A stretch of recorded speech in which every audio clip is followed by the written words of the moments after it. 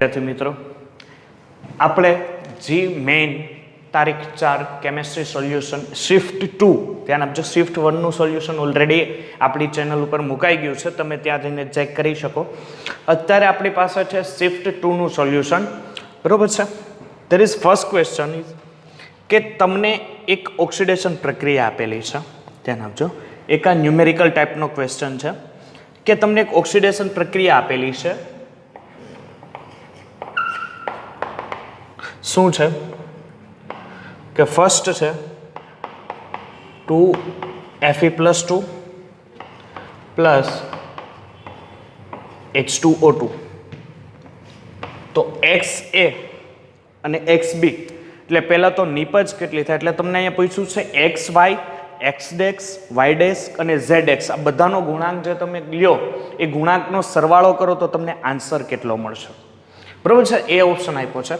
હવે પહેલી વસ્તુ કે તમારે પહેલાં પ્રક્રિયાને ઓક્સિડેશન કરવી પડશે, એટલે આ પ્રક્રિયા છે Fe+2 એનું કન્વર્ટ થઈને બને છે Fe+3 બનશે. શું બનશે?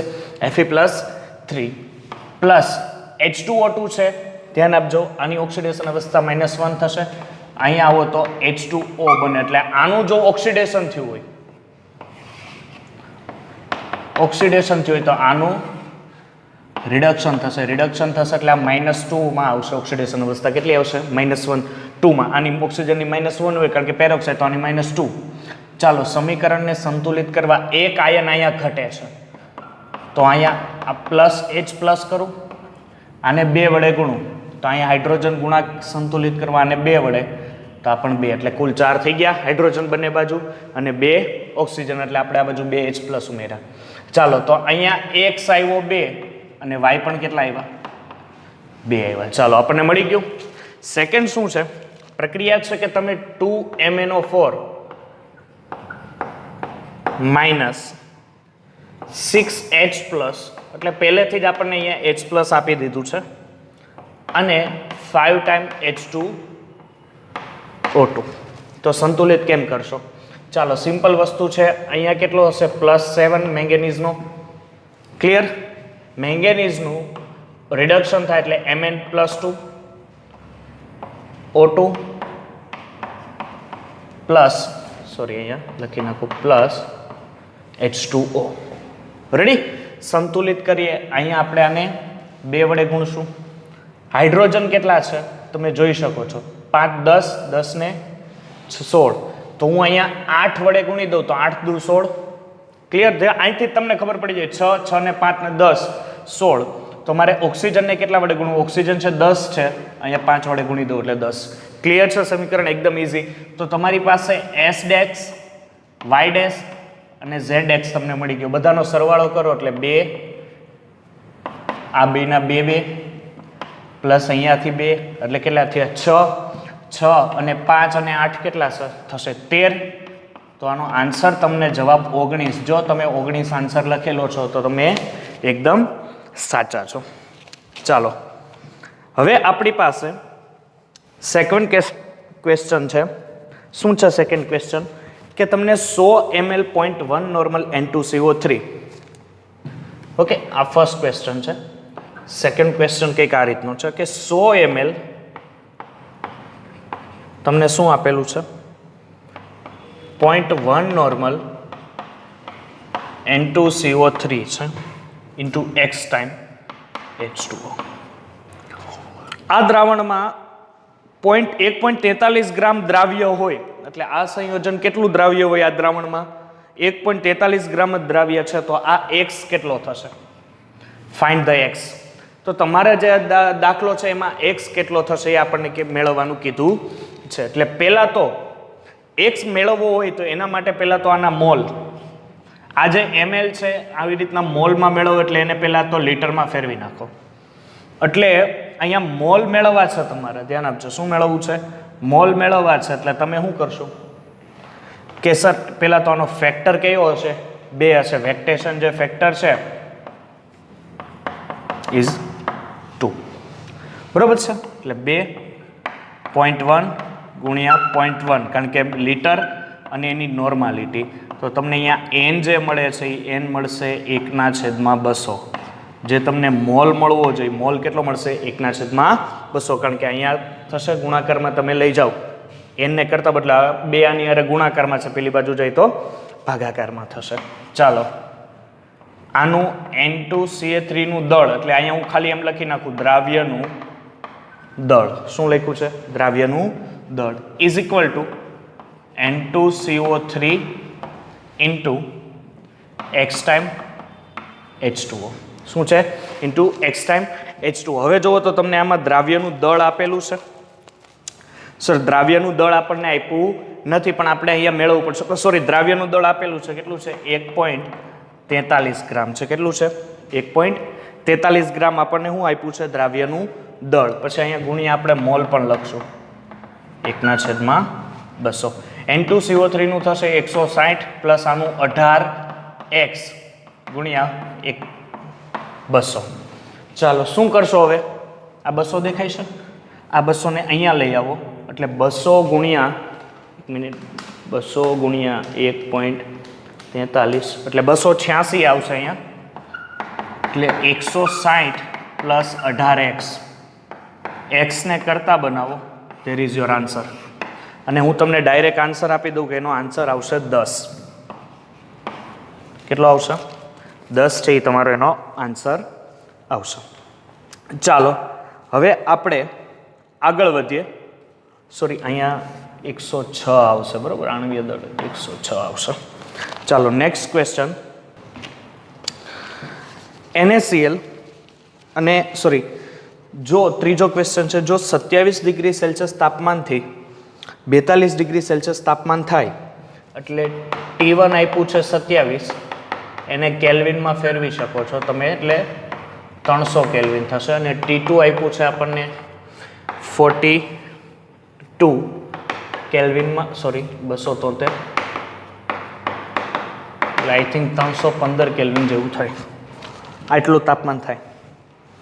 જ્યારે તાપમાનનો ફેરફાર થાય છે ત્યારે પરમાણુની ઉર્જા થ્રેશોલ્ડની ઉર્જા કરતાં 5 ગણી થઈ જાય છે. તો તમને સક્રિયકરણ ઉર્જા, એટલે પહેલાં જે K2 હતો એની કરતાં K1 કેટલો થઈ જાય છે? 5 ગણો. એટલે હું અહીંયા K1 લખી દઉં છું, એ કેટલો છે? 5 ગણો. તો તમારે શું મેળવવાનું છે વિદ્યાર્થી મિત્રો? આપણે અહીંયા મેળવવાનું છે સક્રિયકરણ ઉર્જા. હવે સક્રિયકરણ ઉર્જાનું તમને સૂત્ર ખબર હોવી જોઈએ, ln K2 K1 is equal to, જો હું અહીંયા -EA/R લઈ લઉં તો અહીંયા -T2 -T1 થાય. જો હું અહીંયા માઇનસ છે, આ માઇનસ નિશાની અંદર લઉં તો 1/T1 -T2 થાય, બરાબર? આ ચેન્જ થતા.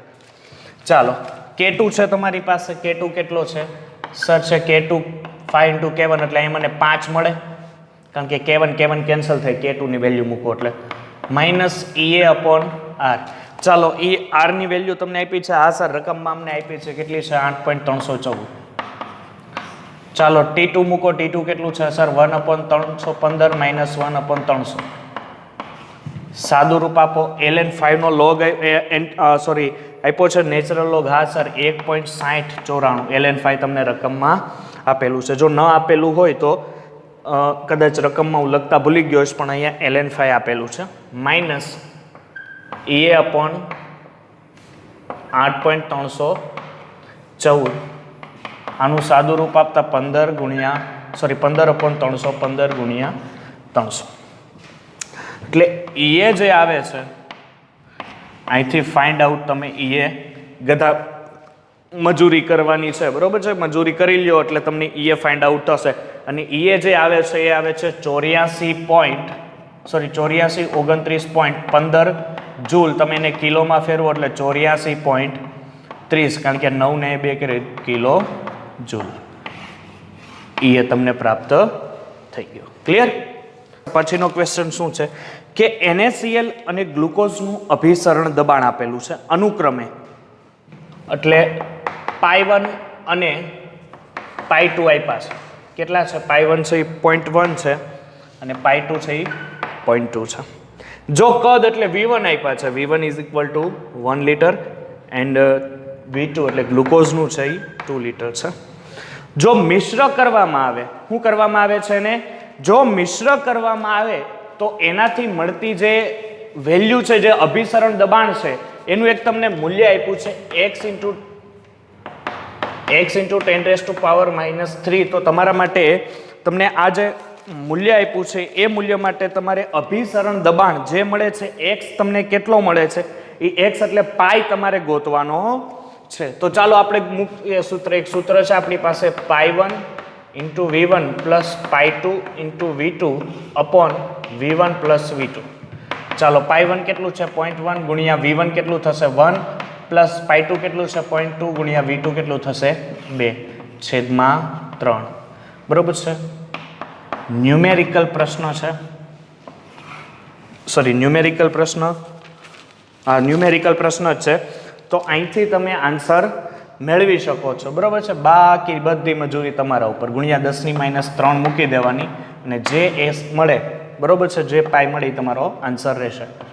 તમે લગભગ 167 જેટલો જવાબ મને પ્રાપ્ત થાય છે. ચાલો હવે એના પછીનો જે ક્વેશ્ચન છે શું છે, એક થિયરી બેઝ ક્વેશ્ચન છે કે વાદળી શાહીનું કોલોઇડિયલ દ્રાવણ બનાવવામાં આવે છે, કોલોઇડિયલ સોલ્યુશન છે.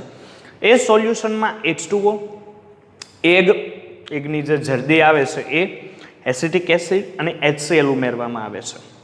તો આપેલા પ્રક્રિયકમાં વાદળી શાહીની સ્થાયી માટે કોણ મહત્વનો ભાગ ભજવે? બરોબર છે. શાહી આપણને ખબર છે કે આલ્બ્યુમિન છે. શું છે? આલ્બ્યુમિન છે. ને આલ્બ્યુમિન કોણ સ્થાયી વધારી શકે? જો એની સાથે તમે આલ્બ્યુમિન વાળું મિશ્રણ મિક્સ કરો તો જ તમે એની સ્થાયી વધારી શકો, સોરી એની સ્થાયીતા વધારી શકો. તો આપ 4 ઓપ્શનમાંથી એક જ આવે, એ છે એગનું આલ્બ્યુમિન હોય. બરોબર છે. તો ઓપ્શન નંબર બી તમારો રાઈટ આન્સર થશે.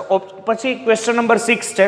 ઓહો આ ક્વેશ્ચન છે એકદમ ઇઝી ક્વેશ્ચન છે, રાસાયણિક ગતિકીની એનસીઈઆરટી માંથી બેઠો ક્વેશ્ચન છે કે જો A is give B + C તો તમારા પાસે BC ઇઝ ગીવ P તો K ઇક્વિલિબ્રિયમ બંનેનો ગુણાકાર કરી નાખો, there is your answer. Answer number 1 K equilibrium 1 × K equilibrium 2. બરોબર છે. ભાગાકાર, કારણ કે A થી તમારે P સુધી જવાના છે એટલે બધા તમારા જે અચળાંક છે, સંતુલન અચળાંક, એ ગુણાકારમાં આવી શકે. 7મો ક્વેશ્ચન સરસ મજાનો છે. હાઇબ્રિડાઇઝેશન જો તમને આવડતું હોય, બરોબર છે, તો તમારા કામનું છે. સંકરણ, કે કયું સંકરણ પૂર્ણ થતા સંકરણ બદલાય છે? બરોબર છે. હવે ફર્સ્ટ રિએક્શન શું છે કે HCF4 + SbF5. ચાલો કયો ક્વેશ્ચન છે? Question number 7. ચાલો નીચેનામાંથી કઈ પ્રક્રિયાનું સંકરણ બદલાય છે? ચાલો પ્રક્રિયા આપણે કરીએ એટલે HCF અહીંયા 3 થશે. બરોબર છે, કારણ કે ત્યાંથી દૂર થશે અને અહીંયા થાય SbF6 -4 થશે. ચાલો HCF4 છે, HCF4 છે એટલે એનું હાઇબ્રિડાઇઝેશન થાય sp3d2. બરોબર છે. ધ્યાન આપજો, હાઇબ્રિડાઇઝેશન કેમ થાય છે કેટલી, એટલે એની બહુ મોટી થિયરી છે, પણ આપણે સોલ્યુશનમાં એટલી બધી થિયરીમાં નહીં જઈએ, કારણ કે અહીંથી તમને બીકોઝ સમજાઈ જશે કે અહીંયા ઝેનોનની સંયોજકતા ગણીએ એટલે અહીંયા F4 છે અને એની પાસે 2 અયુગ્મિત ઇલેક્ટ્રોનની પેર હશે એટલે sp3d સંકરણ થશે. જો તમે HCF3 આવો તો આનું હાઇબ્રિડાઇઝેશન ફક્ત sp3d લેવામાં આવે છે. એને કારણે ધેર ઇઝ યોર આન્સર એ, કારણ કે 7મામાં પ્રથમ અટ પછી નીચેનું કોઈ જોવાની જરૂર જ નથી, કારણ કે H3PO2 ડિસ્પ્રોપોર્શનેશન કરવામાં આવે તો ડિસ્પ્રોપોર્શનેશન થી H3PO4 બને તો હાઇબ્રિડાઇઝેશન ચેન્જ નહીં થાય. પછી ઓપ્શન નંબર C છે H2SO4 + NaCl, it's give N2SO4 + NaCl, sorry N2SO4 + HCl મળે. અને તમારી પાસે પછી છે NH3 + BF3. હવે NH3 નું કન્વર્ટ થાય તો કદાચ NH3 + BF3 સારું, કારણ કે NH3 નું હાઇબ્રિડાઇઝેશન sp3 થાય અને એની BF3 સાથે હાઇબ્રિડાઇઝેશન થશે, એની સાથે પ્રક્રિયા થશે તો પણ sp3 તમને સંકરણ મળશે. એટલે option number 7, sorry question number 7 છે, એમાં option number 1 there is your right answer. ચાલો નેક્સ્ટ ક્વેશ્ચન છે 8 નંબરનો ક્વેશ્ચન છે. શું કહે છે 8 નંબરનો ક્વેશ્ચન આપણને? ચાલો નેક્સ્ટ ક્વેશ્ચન છે 8 નંબરનો ક્વેશ્ચન છે. બહુ સરસ ક્વેશ્ચન છે. જો એસ બ્લોક જે ભણ્યા હોય એને બહુ સરળતાથી આવડશે કે આલ્કલાઇન અર્થ ધાતુ છે એટલે સમૂહ નંબર 2 ના તત્વ છે. પહેલું જ કહી દીધું, સમૂહ નંબર 2. એ સમૂહ નંબર 2 ના તત્વ સલ્ફેટ બને તો પાણીમાં દ્રાવ્ય થાય. રેડી? પાણીમાં દ્રાવ્ય થાય. જ્યારે તેના હાઇડ્રોક્સાઇડ બને તો પાણીમાં દ્રાવ્ય થતા નથી. એ તત્વનો સલ્ફેટ હોય તો પાણીમાં દ્રાવ્ય થાય, પાણીમાં જો હાઇડ્રોક્સાઇડ હોય તો પાણીમાં નથી. તેનું બંધારણ ઓક્સાઇડ એ NaCl જેવું નથી. રીઝન તો આ તત્વ કયું હશે? પહેલી વસ્તુ, સમૂહ નંબર 2 ના બધા તત્વો બે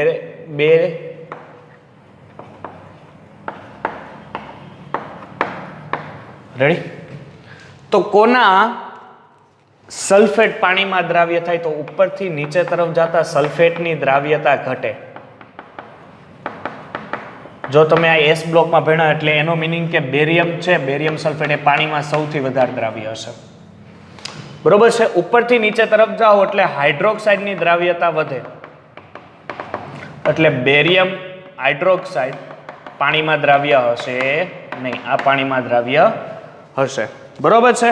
એટલે તમારો આન્સર મળી ગયો બેરેલિયમ. એવું એ કહે છે કે બેરેલિયમનો ઓક્સાઇડ NaCl જેવું સ્ટ્રક્ચર ધરાવતો નથી. NaCl નું સ્ટ્રક્ચર કેવું હશે? એક સ્ફટિક ઘન હોય છે, પણ આ બેરિયમ ઓક્સાઇડ સ્ફટિક ઘન નહીં પરંતુ હેક્ઝાગોનલ પ્રકારનો હેક્ઝાગોનલ રચના ધરાવે છે. એટલે તમારો આન્સર શું આવશે? બી આવશે.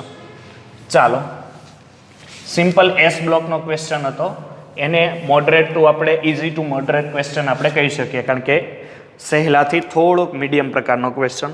ચાલો, 9મો ક્વેશ્ચન શું કહે છે કે 100 ml પાણીમાં વિદ્યુત રસાયણનો પ્રશ્ન છે. ધ્યાન આપજો, ઇલેક્ટ્રોકેમિસ્ટ્રી. અને હવે સોલ્યુશનમાં ધ્યાન આપજો, કારણ કે આ લોકો સ્ટેપ બાય સ્ટેપ, જો તમારે આગળનું હવે 5 તારીખનું એટલે આવતીકાલનું જો કદાચ હશે પેપર, તો આ લોકો વધારે ભાર આપે છે. ધ્યાન આપજો, 11મા કરતાં 12થમાં થોડુંક માઇનોર ભાગ છે. અને એમાં પણ ખાસ કરીને તમે જોઈ શકો છો તો ખાસ કરીને જે પેલું કેમિસ્ટ્રી ઇન એવરીડે લાઈફ, એમાંથી ક્વેશ્ચન સારા એવા નીકળે છે કે 100 ml દ્રાવણમાં રહેલા 0.1 મોલર AuCl અને 0.1 મોલર AgCl ને વિદ્યુત ભારિત કરવામાં આવે ત્યારે 1 એમ્પિયર વિદ્યુત પ્રવાહ 15 મિનિટ સુધી પસાર કરવામાં આવે તો તમને શું પ્રાપ્ત થાય? ઓકે, પહેલી વસ્તુ તો તમારે આના માટે તો Q મેળવવો પડશે. Q is equal to I into T. હવે આને ફેરાડેમાં ફેરવવું છે એટલે હું ભાગ્યા 96,500 કરીશ. ચાલો, એમ્પિયર કેટલો વિદ્યુત એમ્પિયર છે? સર 1 છે. ટી કેટલો છે? 15 ગુણ્યા આપણે સેકન્ડમાં ફેરવવું છે એટલે 60 કરી દઈએ અને 96,500. ચાલો, ફેરાડેમાં મળશે ને આ ફેરાડેમાં વેલ્યુ મળશે 0.093 ફેરાડે. ચાલો, સિમ્પલ વસ્તુ. હવે અહીંથી તમારો પ્રશ્ન એકદમ ઇઝી. તમને બે વસ્તુ આપી છે, AU અને AG. AU પ્લસની કેટલી છે મોલારિટી સાંદ્રતા? 0.1 મોલર છે. આની પણ કેટલી છે? 0.1 મોલર છે. હવે આ બંનેમાંથી એક વસ્તુ યાદ રાખવાનું, જેનો SRP means standard reduction potential, જેનો સ્ટાન્ડર્ડ રિડક્શન પોટેન્શિયલ હોય એ સૌથી પહેલા દૂર થાય. તો આપણે ઓબ્વિયસલી ખબર છે કે સિલ્વર કરતાં ગોલ્ડનો સ્ટાન્ડર્ડ રિડક્શન પોટેન્શિયલ વધારે હોય છે, એટલે ગોલ્ડ છે એ વધારે પહેલા દૂર થશે. એટલે ગોલ્ડ ને ઇલેક્ટ્રોન U પ્લસ, એટલે આ હોય એનો જે ફેરાડે છે 0.93 ફેરાડે અને આનું મૂલ્ય જે 0.01 આ રીતના આવશે. એટલે તમારો આન્સર શું આવશે? એ. પણ મેઇન યાદ રાખવાનું હું એનો સ્ટાન્ડર્ડ રિડક્શન પોટેન્શિયલ. બંને તત્વોમાંથી સ્ટાન્ડર્ડ રિડક્શન પોટેન્શિયલ જેનો વધારે હોય એ ઝડપથી દૂર થાય, ઝડપથી એમાંથી આપણે કહી શકીએ દૂર થશે. સોરી, આઈ થિંક આ ઇલેક્ટ્રોન અહીંયા હું ભૂલી ગયો છું, એટલે કે AU પ્લસ ઇલેક્ટ્રોન દૂર કરવો. બરોબર છે.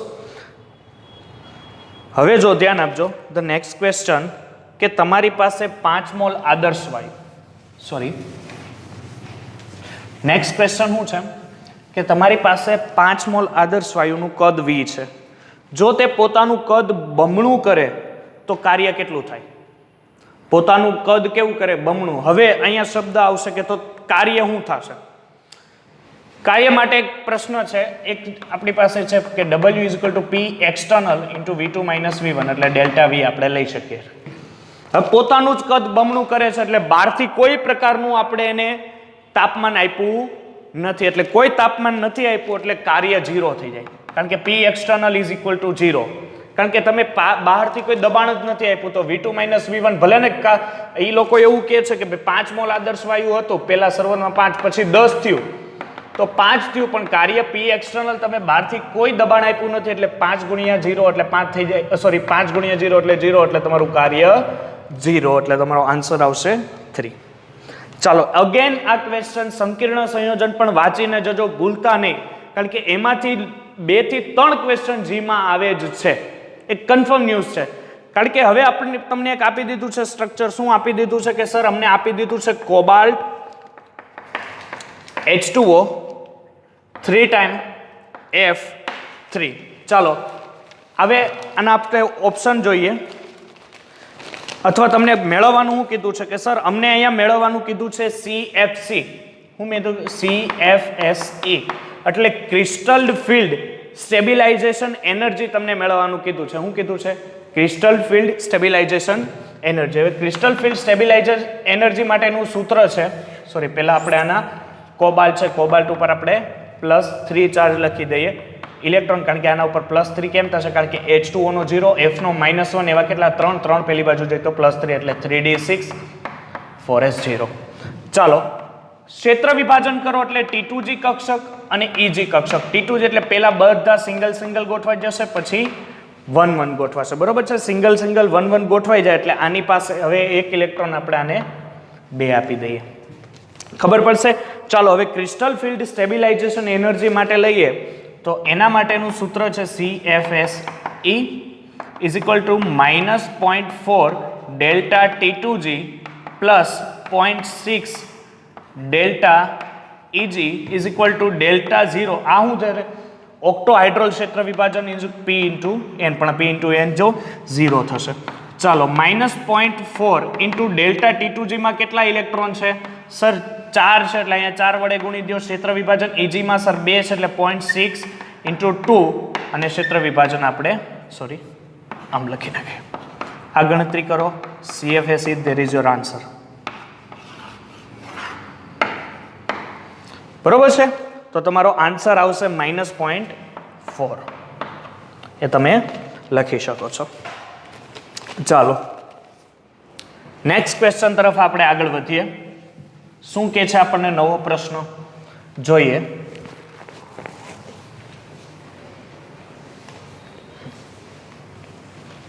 ચાલો નીચેનામાંથી કઈ પ્રક્રિયા ઉષ્માક્ષેપક છે? આ એક વસ્તુ યાદ રાખો.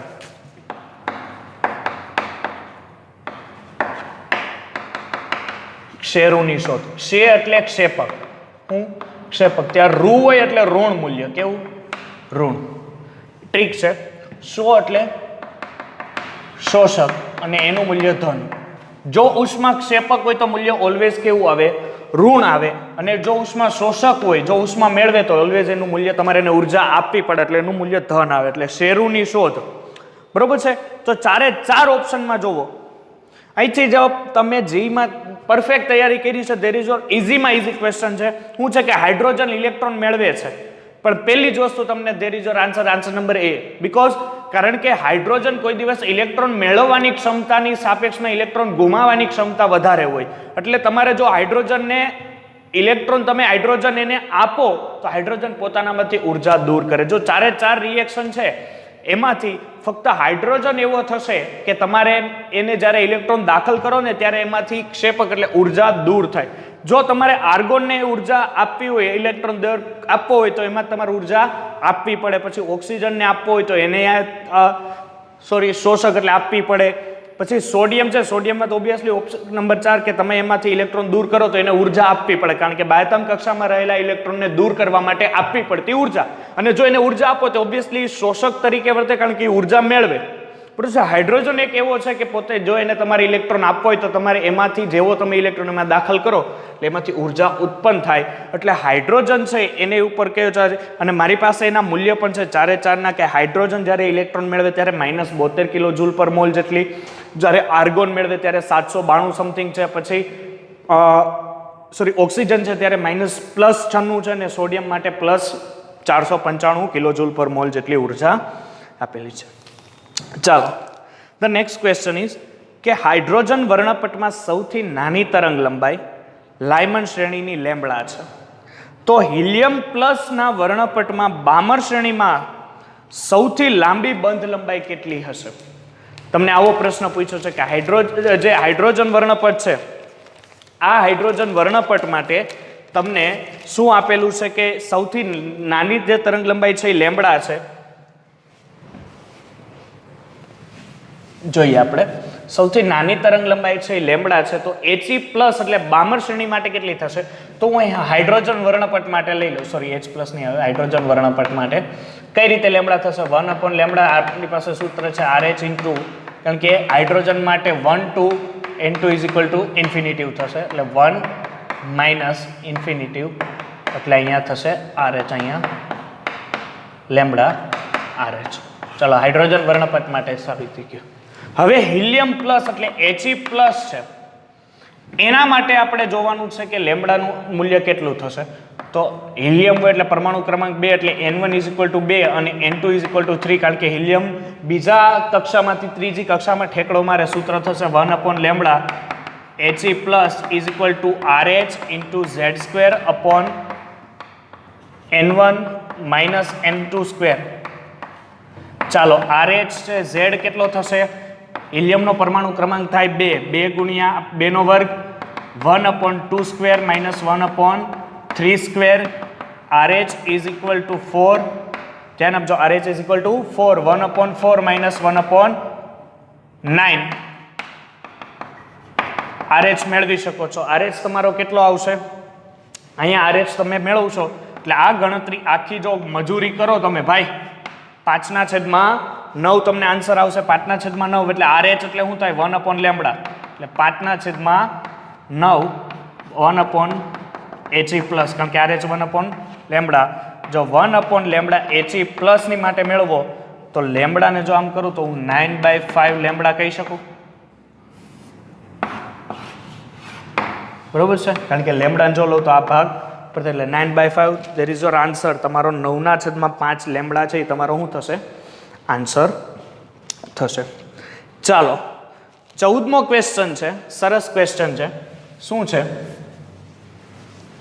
પેલા બોર્ડની સાફ સફાઈ કરી નાખીએ આપણે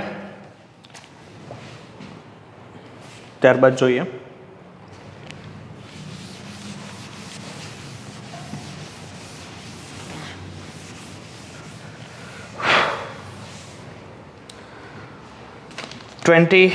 ફોર્ટીન્થ ક્વેશ્ચન કે નીચેનામાંથી સંકીર્ણ સંયોજન અગેન લગભગ આ જે પ્રશ્ન પેપર છે 3 થી 4 સંકીર્ણ સંયોજનના છે કે તમને 4 સંયોજન આપ્યા છે નીચે MCQમાં આ 4/4માં કેમાં ફક્ત એક જ ડી કક્ષક છે ધ્યાન આપજો તમને 4/4 સંયોજન આપ્યા છે હું અહીંયા લખી નાખું છું -2 Fe CN6 -3 cobalt En +3 Fe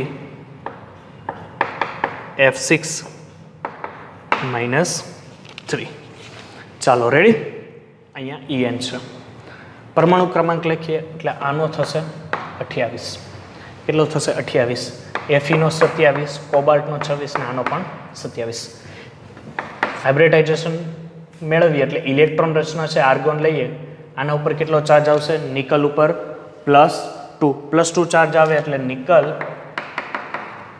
3d8 ત્યારબાદ હવે Fe છે Fe ઉપર કેટલો ચાર્જ આવશે +3 બીકોઝ સાયનાઇડ છે દરેક સાયનાઇડનો -1 હોય ઉપર -3 છે કુલ -3 વધ્યા પેલી બાજુ જાય તો +3 એટલે આનો કેટલો આવશે પરમાણુ ક્રમાંક 27 છે 27 હોય એટલે 3d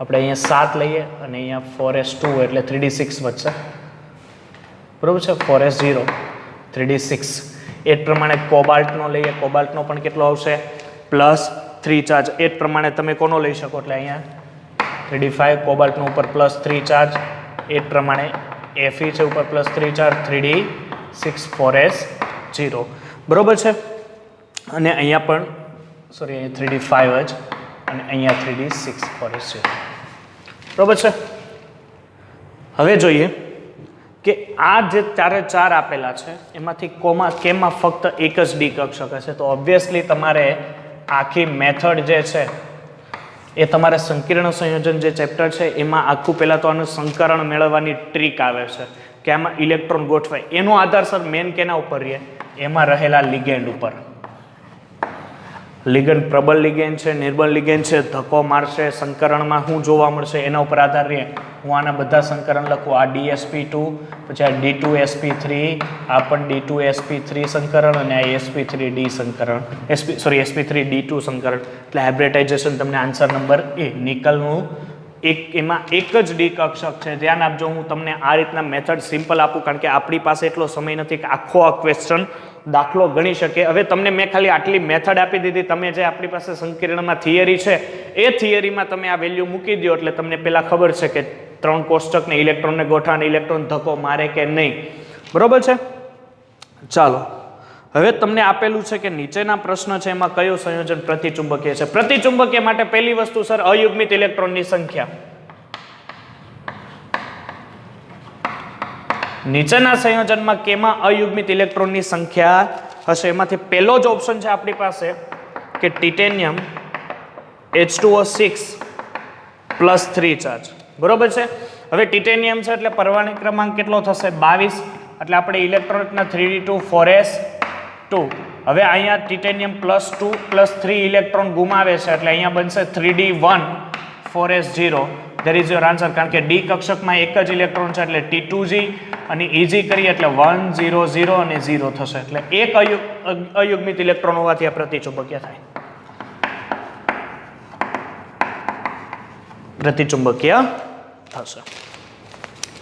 ચાલો એટલે અહીંયા આપણે 15મો જે પ્રશ્ન છે અહીંયા પૂર્ણ કર્યો છે. બરોબર છે. ધ્યાન આપજો. ત્યારબાદ તમે બાકીની જે મેથડ છે એ પ્રમાણે તમે કરી શકો છો અથવા બીજા જે સંયોજનો છે એને પણ લઈને તમે કરી શકો. હવે તમને હું આપેલું છે કે થ્રિયોનેન વાયુ એક થ્રિયોનેન પ્રકારનો એ થ્રિયોનેન એનું સામાન્ય નામ છે. થ્રિયોનેનમાં કેટલા પ્રકારના અથવા કેટલા કિરાલ કાર્બન રહેલા હશે આપણે જોવાનું છે. થ્રિયોનેન એટલે શું થશે કે CH3 COH, અહીંયા CH COOH H અને અહીંયા હું લખી રાખું NH2. તો કેટલા કિરાલ કાર્બન હશે? ફર્સ્ટ તો આ 1 2 અહીંયા હાઇડ્રોજન 3 અને એક આખું સ્ટ્રક્ચર 4. એક કિરાલ કાર્બન. બીજો આ NH2 કાર્બોક્સિલિક એસિડ એટલે કુલ કિરાલ કાર્બનની સંખ્યા 2. રેડી? તો આ સ્ટ્રક્ચર છે તમારું. હવે આપણે ક્વેશ્ચન નંબર જોઈએ 17. નીચેનામાંથી કોણ સૌથી વધારે AgNO3 સાથેની પ્રક્રિયા કરે? ચાલો ઓબ્વિયસલી પાછો આ ક્વેશ્ચન રિપીટ આવે છે.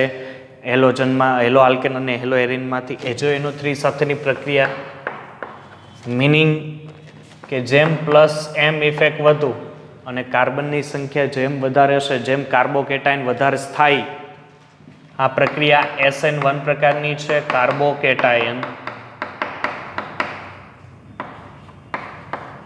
વધુ સ્થાયી એમ આ પ્રક્રિયા આપે.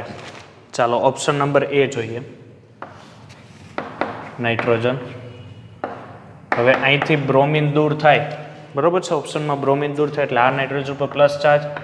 બરોબર છે. નાઇટ્રોજન ઇફેક્ટિવ એટલે આ સૌથી વધારે સ્થાયી થાય છે કે નહીં એ જોઈએ. સેકન્ડ ઓપ્શન આના ઉપર પ્લસ ચાર્જ આવે. અહીંયા એક જ તરફથી નહીં. ચાલો સેકન્ડ થર્ડનું તો આપણે જોવાનું જ ન રહ્યું. ફોર્થની વાત કરીએ. નાઇટ્રોજન એટલે એક ચાર્જ અહીંયા ચાર્જ આવશે, અહીંયા ફિનાઇલ રહેશે. એટલે આમાંથી સૌથી વધારે સ્ટેબલ આ દેખાય છે કારણ કે બસ બંને તરફથી ઇફેક્ટ આવે છે પ્લસ આ ઇફેક્ટ અને એને કારણે માઇનસ ચાર્જ એનો વધે છે. આ નાઇટ્રોજન પરનો માઇનસ ચાર્જ વધે એટલે આ નાઇટ્રોજન માઇનસ ચાર્જ આ પ્લસ ચાર્જ સાથે બોન્ડ બનાવી શકે એટલે સૌથી વધારે સ્ટેબલ સંયોજન તે ગણી શકાય છે. ચાલો સિમ્પલ વસ્તુ છે અને ક્વેશ્ચન આ બીજી વાર આ જે આપણી એક્ઝામ છે એમાં સેકન્ડ ટાઈમ આવા ક્વેશ્ચન રિપીટ થયા છે SN1 પ્રકારના હેલો આલ્કેન હેલો એરિન સંયોજનોના. ચાલો 18 ક્વેશ્ચનની આ સરસ ક્વેશ્ચન છે. લાંબો ક્વેશ્ચન છે, બહુ સરસ ક્વેશ્ચન છે કે તમને આલ્કાઇન આપ્યું છે.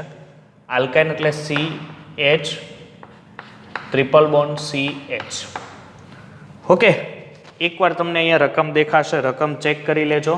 પછી આપણે આખો પ્રશ્ન છે અહીંયા જોશું. કા રકમ તમે સ્ટોપ કરીને લખી શકો છો. એની પ્રક્રિયા LiNH2 સાથે કરવાની છે. કોની સાથે? LiNH2 2 સાથે, એટલે રકમમાં તમને બે ભાગ આપ્યા છે, પ્રથમ LiNH2 અને પછી CH3CaCl CH double bond CH3. હવે ચાલો, હવે LiNH3 છે એટલે રિડક્શન પ્રક્રિયા થશે, એટલે અહીંથી આ ચાર્જ જશે એટલે આના ઉપર કયો ચાર્જ આવશે પ્લસ, આ કાર્બન ઉપર કયો આવશે માઇનસ ચાર્જ, એટલે અહીંયા બનશે તમારી પાસે HC triple bond C minus. Second પ્રક્રિયા કોની સાથે છે? તો સેકન્ડ પ્રક્રિયા આપણી પાસે સ્ટ્રક્ચર છે, શું છે structure? CH3 CH Cl CH CH3 twice. આની સાથે રિએક્શન છે, અહીંથી H પ્લસ હતું, અહીંયા ધ્યાન આપજો, વિભાજન થાય, માઇનસ ચાર્જ, આ કાર્બન ઉપર કયો ચાર્જ આવશે પ્લસ, અહીંયા Cl માઇનસ દેખાય, અહીંયા H પ્લસ દેખાય, H ગીવ HCl. ચાલો, આ પ્લસ ચાર્જ છે એનું એટ્રેક્શન આની સાથે છે. મેન ઘણા વિદ્યાર્થીઓને અહીંથી ગોઠવણીમાં જ ભૂલ પડે, તો આપણે ગોઠવણી થોડીક સરળ કરીએ કે આ જે C છે એને થોડોક આર સાઈડ રાખીએ, એટલે C ટ્રિપલ બોન્ડ CH, અને આની સાથે આ કાર્બન એટલે અહીંયા આવશે CH, એક CH3 ઉપર એટલે અહીંયા CH3, એક CH અને એની સાથે બીજા બે CH3. ચાલો, અહીંયા સુધી ખબર પડી? ક્લિયર? એકદમ ઇઝી છે. ચાલો, પછીની મેથડ શું છે કે સર પછી એની પ્રક્રિયા HDSO4 થશે, એટલે આનું ઓક્સિડેશન થશે. ઓક્સિડેશન થશે જ્યાં તમને ડબલ બોન્ડ આ રીતના દેખાતા હોય, તો ઓક્સિડેશન પ્રક્રિયા થશે CH3 CH સિંગલ બોન્ડ, અહીંયા આવશે double bond H CH3 CH CH3 CH3. Clear? એકદમ ઇઝી છે. એના પછી પ્રક્રિયા કોની સાથે છે સર? એના પછી NBH4.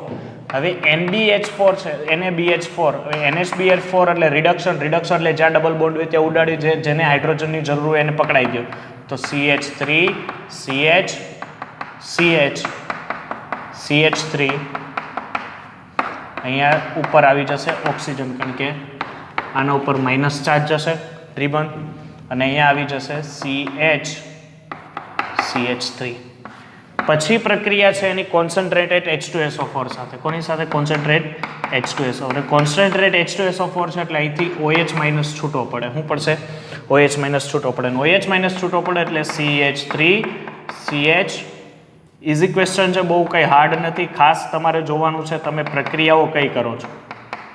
CH3 CH3. Okay, single bond, આ કાર્બન ઉપર કાર્બોકેટાઇન CH3. ચલો, હવે કોઈ પ્રક્રિયા છે નહીં. ચાલો, હવે શું કરવાનું છે? ફક્ત રીઅરેન્જમેન્ટ જ છે. આપણને ખબર છે કે કાર્બોકેટાઇન હોય તૃતીયક તરફ જવાની વધારે કોશિશ કરે, તો તૃતીયક તરફ જાય એટલે આ કાર્બન ઉપર આવે, એટલે અહીંથી હું ખાલી એમ લખું છું કે રીઅરેન્જમેન્ટ થશે, એટલે શું થશે કે આ કાર્બન ઉપરનો જે હતો કાર્બોકેટાઇન એ શિફ્ટ થઈને અહીંયા આવશે, અને અહીંનો જે હાઇડ્રોજન હતો એ આને મળશે, એટલે CH2 CH3. ચાલો, CH CH3 CH3. હવે એની પાસે બે પોઝિશન થઈ શકે, કાં તો આ હાઇડ્રોજન ઉપાડે એટલે આ હાઇડ્રોજન દૂર થાય એટલે આ કાર્બન ઉપર માઇનસ, આ કાર્બન માઇનસ પ્લસ થઈ શકે, અથવા આનું થઈ શકે. એટલે બે નિપત તમને મળી શકે. કઈ મળી શકે? એક CH3 C, અહીંથી ડબલ બોન્ડ આ C, CH3 CH3 CH2 CH3. ચાલો, રેડી? એટલે હવે તમારા ઓપ્શન પ્રમાણે જો કરેક્ટ આને ગોઠવવો હોય, આ તમારો ફાઇનલ આન્સર છે. રેડી? ઓપ્શન તમને 4 આપેલા છે, તો 4 ઓપ્શનમાંથી આ કોના જેવું સ્ટ્રક્ચર થશે? તો આઈ થિંક આ ઓપ્શન નંબર B થશે, કારણ કે અહીંયા C ડબલ બોન્ડ C આ રીતના ગોઠવું, એક બાજુ થશે CH3, બરોબર છે, પછી એક બાજુ થશે CH2 CH3, અને એક બાજુ થશે CH3 CH3. આ સ્ટ્રક્ચર છે, પણ એને થોડુંક મેં આ રીતના વ્યવસ્થિત ગોઠવું છે. એટલે ઓપ્શન નંબર B છે, there is your right answer. ફરીથી તમારી પાસે આલ્કાઇન હતું, આલ્કાઇનની LiNH2 એટલે રિડક્શન કરાવો એટલે હાઇડ્રોજન દૂર થશે, આ કાર્બન ઉપર માઇનસ, એની પ્રક્રિયા CH3 CH, બરોબર છે, Cl અહીંથી દૂર થશે, H પ્લસ ને Cl માઇનસ, આ કાર્બન ડાયરેક્ટ આની સાથે એટેક કરશે એટલે જોડાશે, એની પ્રક્રિયા HgSO4 એટલે ઘણીવાર અહીંયા Hg+2 લખ્યું એટલે ઓક્સિડેશન પ્રક્રિયા થશે, ડબલ બોન્ડ તૂટે એની સાથે ઓક્સિડેશન પ્રક્રિયા એટલે ઓક્સિજન એક થશે, ઓક્સિજનનો ડબલ બોન્ડ ઉપર જશે, રિડક્શન પ્રક્રિયા એટલે જ્યાં જ્યાં હાઇડ્રોજનની જરૂર હોય તેને હાઇડ્રોજન પકડાઈ દીધા, કોન્સન્ટ્રેશન H2SO4 એટલે OH- છે અહીંયાથી દૂર કરશે એટલે આ કાર્બન ઉપર કાર્બોકેટાયન આવશે. આપણને ખબર છે કાર્બોકેટાયન ત્રિત્યક થવા માટે એટલે કે જે કાર્બોકેટાયન બીજા 3 કાર્બન સાથે જોડાય એટલે ત્રિત્યક થવા માટે એનું રીએરેન્જમેન્ટ થશે અને રીએરેન્જમેન્ટ અહીંથી H+ દૂર થાય, સોરી હું અહીંયા લખી નાખું, H+ દૂર થાય એટલે તમને અહીંયા ડબલ બોન્ડ આવે એટલે આ રીતના તમારી પ્રક્રિયા પૂર્ણ થશે. એકદમ ઈઝી પ્રશ્ન છે, થોડોક લેન્ધી છે પણ ઈઝી છે. નેક્સ્ટ ક્વેશ્ચન શું છે આપણી પાસે? આપણે 18મો પ્રશ્ન છે ફિનિશ કર્યો. 19મો પ્રશ્ન એ પણ ઓર્ગેનિક છે, પ્રક્રિયા પૂર્ણ કરવાની છે. CH3 CH CH2O CH2 CH3 CH2 CH3. ચાલો આ પ્રશ્ન પણ તમને સ્ક્રીન ઉપર દેખાતો હશે. થોડોક પ્રશ્ન છે, વિડીયો સ્ટોપ કરીને તમે લખી શકો કારણ કે મારે આખા બોર્ડની જરૂર એટલે પ્રશ્ન વયો જશે. ઓકે, તો ચાલો આપણે જોઈએ. ફર્સ્ટ રિએક્શન છે HI સાથે પ્રક્રિયા કરવાની અને તમને જે એ મળે છે એ આલ્કોહોલ મળે છે એવું એ લોકો કહે છે. તો આલ્કોહોલ મળે છે નિપજ એટલે આના ઉપરથી આ બંનેમાંથી વધુ વિદ્યુત ઋણીય ઓક્સિજન એટલે ઓક્સિજન ઉપર માઇનસ જાય, આ કાર્બન ઉપર પ્લસ આવશે, H+ અને I- એટલે અહીંથી મળશે CH3CH2 I. રેડી? અને આનું OH નું એટ્રેક્શન અહીંયા આવી જશે એટલે આ બનશે CH3 CH CH2 OH CH2 CH3. ચાલો ફર્સ્ટ રિએક્શન ઇઝ કમ્પ્લીટ. ચાલો સેકન્ડ સેપરેશન રિએક્શન છે. સેકન્ડ સેપરેશનમાં શું કરવાનું છે કે સર તમારે એની પ્રક્રિયા આઈ થિંક ઉપર રહેજો, એની પ્રક્રિયા તમારે કરવાની છે કોન્સન્ટ્રેટેડ H2SO4 સાથે. કોની સાથે? Concentrated H2SO4. હવે કોન્સન્ટ્રેટેડ H2SO4 સાથે કરો એટલે અહીંથી શું થશે? OH- છૂટું આ કાર્બન ઉપર કયો ચાર્જ આવ્યો? પ્લસ CH3 CH CH2 ઉપર પ્લસ ચાર્જ, CH2 CH3 ફરીથી રીઅરેન્જમેન્ટ કરવું પડશે. સાહેબ કેમ રીઅરેન્જમેન્ટ કરવું પડશે? તો તમને ખબર પડવી જ જોઈએ કારણ કે અહીંયા કાર્બોકેટાયન છે પ્રાથમિક આરે છે, આપણે અહીંયા ત્રિત્યકમાં મૂકી દઈએ તો આપણા માટે વધારે આસાન પડશે કારણ કે વધારે સ્ટેબિલિટી વાળી પ્રોડક્ટ મળશે. તો અહીંથી આપણે કરીએ એટલે આ CH3 આ હાઇડ્રોજન છે અહીંયા જશે, આ કાર્બન ઉપર કાર્બોકેટાયન તો CH2 CH3. There is two product મળશે તમને. કઈ મળશે? કાં તો એક આની સાથે જોડાય કાં તો આની ઉપરના સાથે જોડાઈ શકે છે એટલે CH3 carbon CH3 double bond CH3 એક આ નિપજ મળી શકે અને એક સેકન્ડ નિપજ મળી શકે CH3 C double bond CH2 CH3. there is two reaction two product. તો આમાંથી તમને નિપજમાં કઈ આપેલી છે? તો આઈ થિંક નિપજમાં તમને આ આપેલી છે અને આ પણ મુખ્ય નિપજ. કઈ રીતે? જો CH3 નિપજ પ્રમાણે હું તમને એરેન્જમેન્ટ કરી આપું છું. CH3 પછી CH પછી ડબલ બોન્ડ પછી હું આવશે C CH3. આ બે એક ઇઝ ઇક્વલ ટુ થશે. બરોબર છે? કારણ કે પછી તમને ગોઠવણી આવડતી હોય છે CH3 CH COO C3. There is your answer number 2. એટલે 2 નંબરનો આન્સર છે એ તમારો સાચો આન્સર થશે. ઓપ્શન છે એ સાચો આન્સર થશે. ચાલો ઓર્ગેનિક છે, બહુ ઇઝી ઓર્ગેનિક પૂછેલું છે, બહુ હાર્ડ ઓર્ગેનિક છે નહીં. ચાલો નેક્સ્ટ ક્વેશ્ચન શું છે? ધાતુ કર્મ વિધિમાંથી નવો પ્રશ્ન છે કે ભૂંજન અને કેલ્સિનેશન પ્રક્રિયા દરમિયાન ઉત્પન્ન થતા ગેસને કારણે શું અસર થાય છે? આપણને ખબર છે ભૂંજન અને કેલ્સિનેશન આપણે કરીએ. ભૂંજન ક્યારે કરીએ કે સલ્ફાઇડ યુક્ત કાચી ધાતુમાંથી જ્યારે તમે ઓક્સિજનમાં ફેરો એટલે સલ્ફાઇડ યુક્ત એટલે તમને સલ્ફર ડાયોક્સાઇડ તમને મળે. તો સલ્ફર ડાયોક્સાઇડ. કેલ્સિનેશન એટલે શું થાય? કેલ્સિનેશન એટલે સર અમે શું કરીએ? કેલ્શિયમ કાર્બોનેટ જેવી એટલે કાર્બોનેટ જેવી ધાતુને તમારે ઓક્સાઇડમાં ફેરવું હોય એટલે CO2 એટલે તમને CO2 અને SO2 પ્રકારના ગેસ મળે અને CO2 અને SO2 પ્રકારના ગેસ છે. આ બંને ગેસ એટલે SO2 શું કરે? હવામાં ઓક્સિજન સાથે પ્રક્રિયા કરે, પાણીની બૂંદ ઇઝ ગીવ H2SO4 અને હવામાંથી તમારી માથે એસિડ વર્ષા પડી શકે છે. એટલે એસિડ વર્ષાવાળો પ્રશ્ન સાચો છે, એટલે કે તમને એસિડ વર્ષા આવે H2SO4. સેકન્ડ છે કે તમે જો કેલ્સિનેશન કરાવો એટલે કાર્બોનેટ હોય, કાર્બોનેટમાંથી તમને કેલ્શિયમ ઓક્સાઇડ અને CO2 મળે. તો આપણને ખબર છે CO2 એ કોના માટે સર? ગ્લોબલ વોર્મિંગ માટે મહત્વનો એક વાયુ છે, આની અસર માટે મહત્વનો વાયુ છે. એટલે ઓપ્શન નંબર 2 છે there is your right answer, કે એસિડ વર્ષા અને ગ્લોબલ વોર્મિંગ થશે. ચાલો 21 ક્વેશ્ચન છે આપણી પાસે. 22 ક્વેશ્ચન છે એ જ રિકવર થઈ ગયા છે, બરોબર છે. પછી બાકીના 3 ક્વેશ્ચન એ રિકવર થઈ શક્યા નથી. ફર્સ્ટ છે કે તમારી પાસે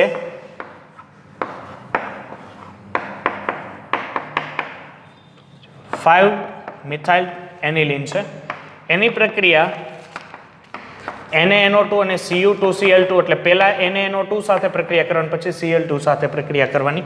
ચાલો રિએક્શન શું કે છે એ લોકો કે ભાઈ NH એટલે હું Ca2 છે પછી આપણે લખી શકીએ. હવે NaNO2 પ્લસ HCl છે 0 થી 5 ડિગ્રી સેલ્સિયસ એઝોનિયમ પ્રક્રિયા થઈ, એટલે દર વખતે એઝોનિયમ પ્રક્રિયા સમજાવવા નહીં બેસું. ઉપર આવી જશે N2Cl, નીચે રહેશે CH3, Cl2 સાથે પ્રક્રિયા કરી એટલે બરોબર છે. ઉપર શું આવી જશે વિદ્યાર્થી મિત્રો? ક્લોરીન, અને નીચે રહેશે CH3. ચાલો હવે આની પ્રક્રિયા સેકન્ડ કોની સાથે કરવાની છે? હવે એનું ક્લોરિનેશન કરાવવાનું છે. શું કરાવવાનું છે? ક્લોરિનેશન. અને અલ્ટ્રાવાયોલેટ પ્રકાશની હાજરીમાં, એટલે અહીંયા CH3 દેખાય છે ત્યાંથી HCl છૂટવું પડશે, કારણ કે એક અહીંયા રહેશે ઉપર CH અને અહીંયા આવશે CH2Cl. શું આવશે? CH2Cl. હવે CH2Cl આવે એની પ્રક્રિયા એ લોકો કોની સાથે કરાવવાની કહે છે? ધ્યાન આપજો. એની પ્રક્રિયા એ લોકો એમ કહે છે કે ભાઈ તમે અલ્ટ્રાવાયોલેટ પ્રકાશની હાજરીમાં પ્રક્રિયા કરો. કોની હાજરીમાં? અલ્ટ્રાવાયોલેટ નહીં, પણ અહીંયા એ લોકો એમ કહે છે કે સોડિયમ એટલે ઇથર સાથેની પ્રક્રિયા. અને આપણને ખબર છે ઇથર હોય એટલે વુડ્સ પ્રક્રિયા, વુડ્સ બમણો થાય, એટલે અહીંથી 2 મોલ NaCl, એટલે આને તમારે 2 વડે ગુણવા પડે, એટલે તમારી નિપજ કંઈક આ રીતની મળશે Cl, CH2,